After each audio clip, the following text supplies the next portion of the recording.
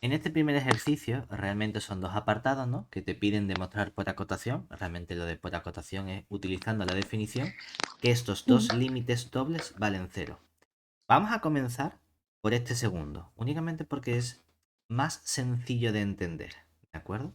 Mm, Entonces, cuando nosotros estudiamos la definición de límite, da igual que sea doble, triple, límite que sea, y lo estudiamos con el concepto topológico que nosotros hemos visto con nuestra definición epsilon delta, tenemos que tener muy claro qué significa cada cosa. Es decir, recordemos lo que nos diría la definición, vamos a especificarla aquí para límite doble, pero cuando nosotros decimos que el límite cuando un punto xy tiende al punto AB de una función f de xy y que eso vale un cierto valor L, lo que significa por definición es que sea cual sea el epsilon mayor que cero, podemos encontrar un delta mayor que cero y ojo, este delta va a depender del anterior, es decir, va a depender, podemos poner delta de epsilon para indicar que depende del epsilon.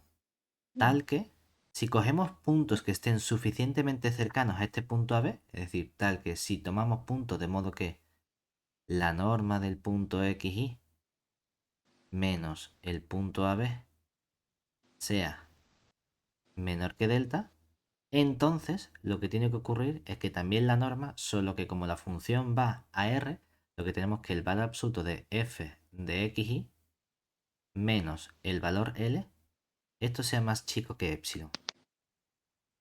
Geométricamente esto también se puede visualizar, aunque sea un poquito más complicado, pero geométricamente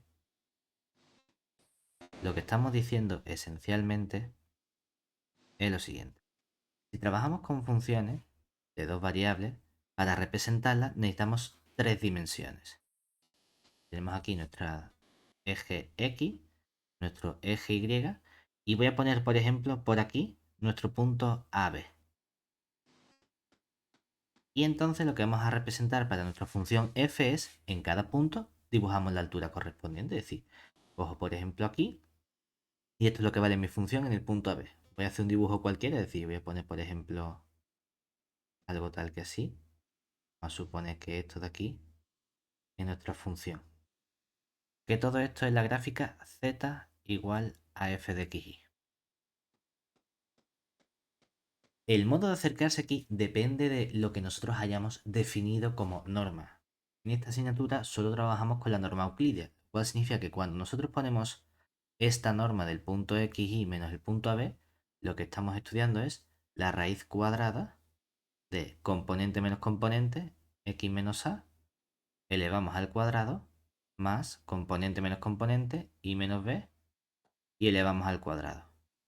Por lo tanto, si tenemos algo positivo menor que una raíz, menor que un delta, podemos cambiar toda esta expresión elevando al cuadrado por 0 menor que el x menos a al cuadrado más el y menos b al cuadrado menor que delta al cuadrado.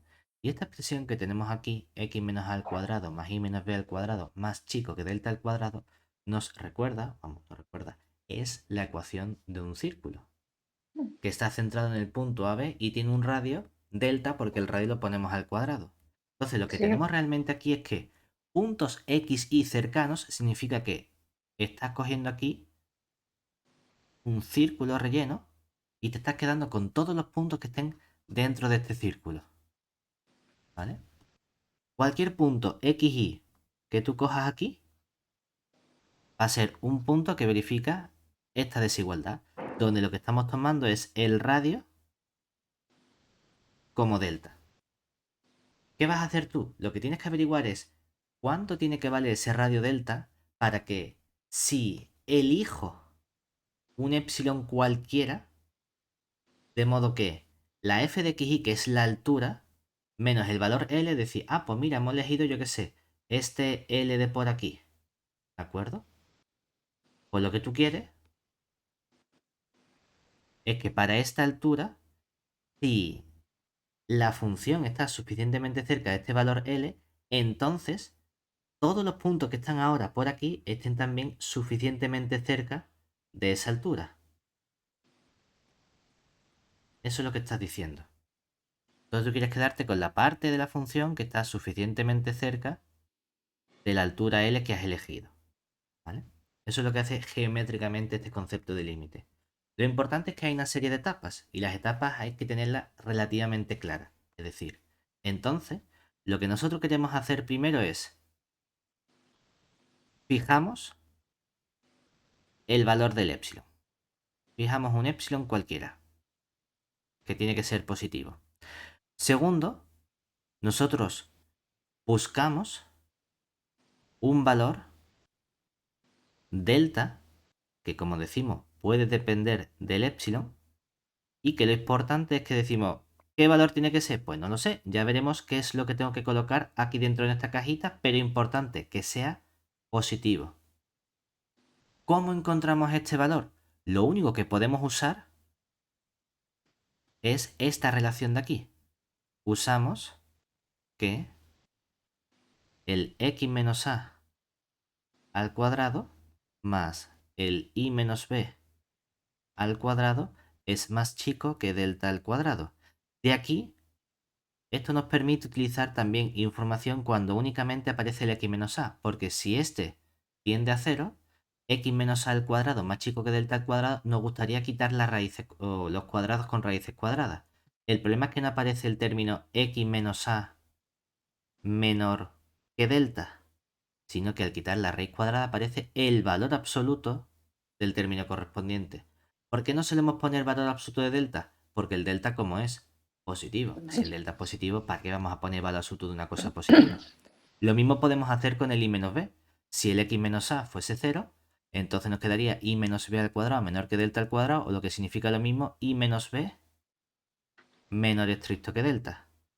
Lo del x menos a y el y menos b a lo mejor nos lía, porque estamos acostumbrados a no verlo, porque en el 99% de las ocasiones el punto es el 0, 0. Entonces si Sí, hago x menos 0, eso es x. Y si hago y menos 0, eso es y. Ya, pero que sí, puede ser el punto 2, 3. ¿De acuerdo? claro. Con esta información, entonces cuando entra realmente la parte que nosotros como tal queremos hacer, que sería acotar. Es decir, acotamos la expresión valor absoluto de f de xy menos el límite L más chico que epsilon. Este es teóricamente el proceso mental que nosotros debemos seguir. ¿Qué ocurre en la práctica? Que no vamos del primero al segundo, sino que empezamos por abajo prácticamente.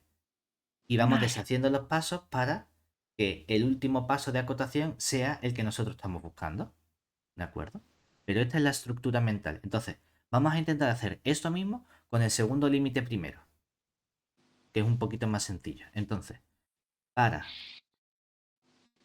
el segundo límite,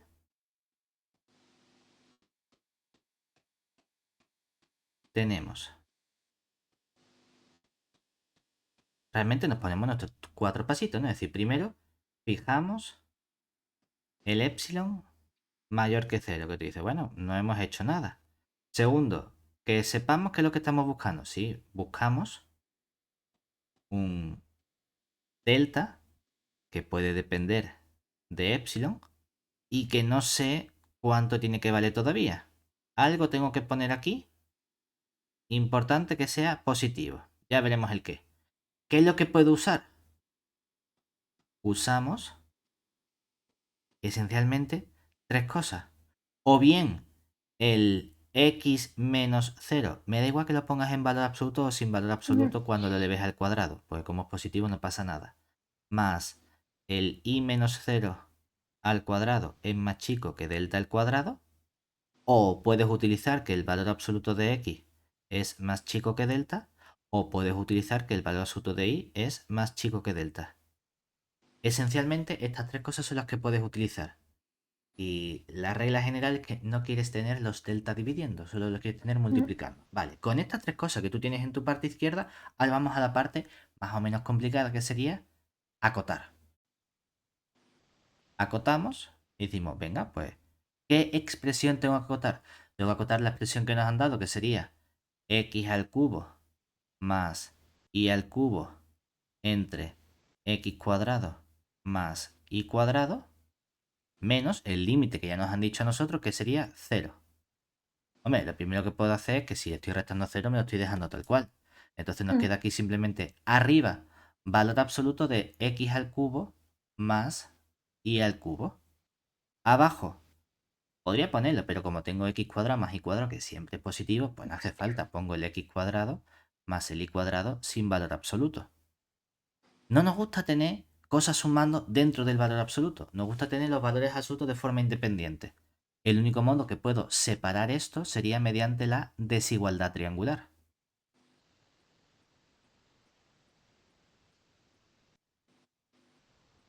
Triangular, que lo que nos dice es simplemente que el valor absoluto de la suma se convierte en la suma de los valores absolutos, pero con un menor o igual, es decir, valor absoluto técnicamente de x con el cubo dentro. Mm. Pero ese cubo sí que lo puedo sacar fuera sin ningún problema. Hacemos dos pasos en uno. Nos queda aquí más el valor absoluto de y, todo ello al cubo, y dividimos entre el mismo denominador que era x cuadrado más y cuadrado. Vamos a hacer un pasito ahora que sería separar estas dos fracciones. Es decir, tenemos una suma, vamos a separarlo en el valor absoluto de x, todo eso al cubo, entre x cuadrado más y cuadrado. Y ahora sumamos el valor absoluto de y al cubo, todo ello entre x cuadrado más y cuadrado. ¿Por qué hacemos esto? Porque si la primera fracción no tuviese y, tendría potencia de x entre potencia de x, simplificamos los exponentes. La Mm. pregunta es, ¿puedes quitar simplemente el y? No es que lo puedas quitar simplemente, sino que lo que tú sabes es que, por ejemplo, y al cuadrado es siempre una cosa mayor o igual que 0. Entonces, si yo sumo la misma cantidad a ambos lados, si por ejemplo sumo x cuadrado, en la izquierda nos quedaría x cuadrado más y cuadrado, y a la derecha nos queda 0 más x cuadrado, que es x al cuadrado, ¿verdad? ¿Con Sí. qué desigualdad? Con un mayor o igual. Si le doy la vuelta porque está dividiendo, esa desigualdad se invierte y en lugar de convertirse en un mayor o igual, se convierte en menor o igual Mm. que dividir en lugar de entre x cuadrado más y cuadrado, dividimos entre x X cuadrado. cuadrado. Y arriba mantenemos nuestro valor absoluto de x, todo eso al cubo. Esto que hemos hecho con el y cuadrado para eliminarlo, lo podemos hacer en la segunda fracción, pero con el x cuadrado. Y entonces, ¿qué nos quedaría? El valor absoluto de y, todo ello al cubo, dividido entre el y al cuadrado. Esto ahora lo puedo simplificar. Valor absoluto de x al cubo entre el x cuadrado nos queda valor absoluto de x.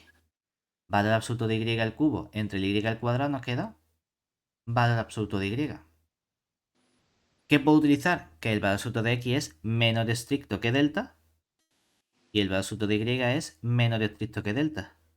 Y entonces todo esto, ¿cuánto nos queda? 2 delta.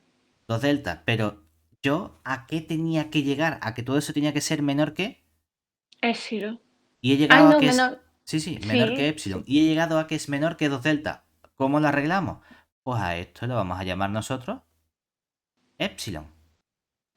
Oye, es que el proceso se supone que tiene que ser al revés. Tú tenías que decirme primero quién era el delta. Digo, mira, yo voy a hacer las cuentas, a ver qué me queda. Me ha quedado un 2 delta. Ah, pues entonces ahora yo soy una persona avispada. Digo, espérate, ¿y si yo aquí cogiese como delta justamente epsilon medios?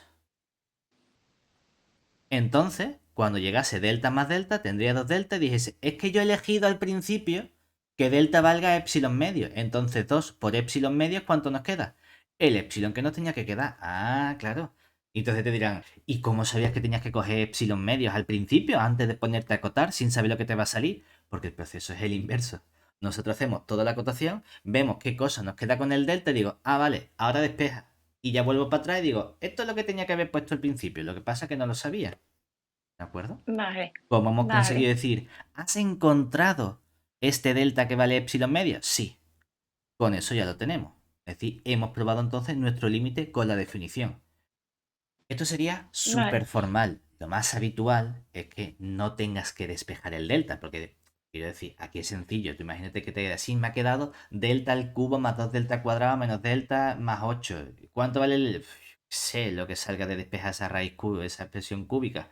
En el momento en el que tú llegas a una expresión con deltas, dices, y lo que salga al despejar ese es tu epsilon. No te tienes que preocupar de decir, ya sabes que has hecho todo el proceso bien. Aquí lo hemos despejado porque, bueno, era sencillo. Era simplemente, Vale, en lugar de el 2 delta, cogemos el epsilon medio, dividimos entre 2. Yo que sé, hay veces que a lo mejor te queda delta al cuadrado y te dices, ah, pues cojo la raíz de epsilon. Pues sí, son también valores sencillos. Cuando la ecuación sea muy vale, complicada, tú dices, ah, lo que salga al despejar y ya está. Pero sé que he llegado porque me ha llegado una expresión con deltas. ¿Vale? vale. Venga. Esto mismo lo podemos copiar tal cual ahora y decir, vamos a cambiarlo con el primer límite. Es decir, ahora diría, para el primer límite, básicamente la idea es la misma. Fijamos el epsilon, buscamos el delta que ahora ya no sé cuánto vale, puedo usar esto, puedo usar esto, puedo usar esto. Acotamos, solo que ahora cambia la expresión que tenemos que acotar. Esto es lo único que va a cambiar. Esta estructura general es como si te lo pudiese tatuar, es decir, voy rellenando los huequecitos simplemente. Y decimos, Vale. venga, pues acotamos nuestra función que sería el seno de xy entre x, todo eso menos cero. Claro, esta a lo mejor es un poquito más complicada porque ya no tenemos polinomios. Cuando son polinomios, las cosas son más o menos fáciles de acotar. Cuando tenemos funciones que no son polinómicas, senos, logaritmos, exponenciales, y las cosas se nos complican un poco. Tú te dices, ¿cómo acotamos esto? Vamos a pensar en lo que nosotros sabemos. Nosotros sabemos, recordemos, que cuánto vale para una función de una variable el límite cuando t tiende a cero de el seno de t dividido entre t. Uno. 1, ¿verdad? Esto Mm, es un límite de una variable. Lo cual significa que si este límite vale 1, podemos aplicar la definición, ¿verdad? Es decir, esto lo que significa es que habrá un cierto epsilon, vamos a poner epsilon gorrito mayor que cero, existe un delta, vamos a llamarlo delta gorrito mayor que cero, tal que si tomamos un punto, de modo que cero es menor, como estoy acercándome al cero, que el valor absoluto de t, o bueno, pone t menos cero por si acaso, menor que el delta gorrito, entonces lo que nosotros tenemos es que el valor absoluto del seno de t partido de t menos 1, ¿eso vale cuánto? Más chico que el epsilon gorrito, ¿verdad? mm, Y tú dices, ¿y esto qué tiene que ver con lo que yo estoy haciendo? Si aquí estamos trabajando con otro tipo de funciones. Ya, porque vamos a intentar utilizar esta información. El problema que es que para poder utilizar esta información de una variable necesito tener lo mismo dentro del seno que dividiendo, ¿verdad? Y no tengo exactamente lo sí, mismo. Bueno, pero sí que podemos decir, mira, aquí lo que tendrías sería escribir el seno de xy y para que te aparezca aquí lo mismo, tengo que añadir un valor absoluto de y, ¿verdad? Si añado un sí, valor absoluto de y, tengo entonces que multiplicar por un valor absoluto de y, ¿cierto? sí. Vale, no hay ningún problema. En ese caso, ¿qué ocurre si yo estudio por separado este primer término que tenemos aquí? Que este primer término tú podrías decir, espérate, es que esta parte que tienes aquí, si hacemos t igual a x por y, se queda como valor absoluto de seno de t partido de t, ¿verdad? Sí, ¿Y qué le pasa a este límite de seno de t partido por t? Que a qué tiende cuando el xy se hace cero, es decir, cuando la t tiende a cero, ¿a qué tiende este uno. cociente? A uno. A uno, ¿verdad? O sea que en Sí, lugar, esta expresión que tenemos aquí, nosotros podemos decir, ah, pues mira, es que directamente esta expresión la podemos acotar seguro por 1. Y nos queda 1 multiplicado por, ¿qué era lo que no habíamos acotado? La I. El valor absoluto de y. ¿Pero qué podemos utilizar? Que el valor absoluto de y, ¿cómo es? Más Menos chico que delta. que delta. Pero es que teníamos que llegar no a delta, sino a epsilon. Pues a Epsilon. esto lo llamas tú epsilon simplemente. Dices, anda, pues entonces, ¿qué hacemos cuando volvemos para atrás?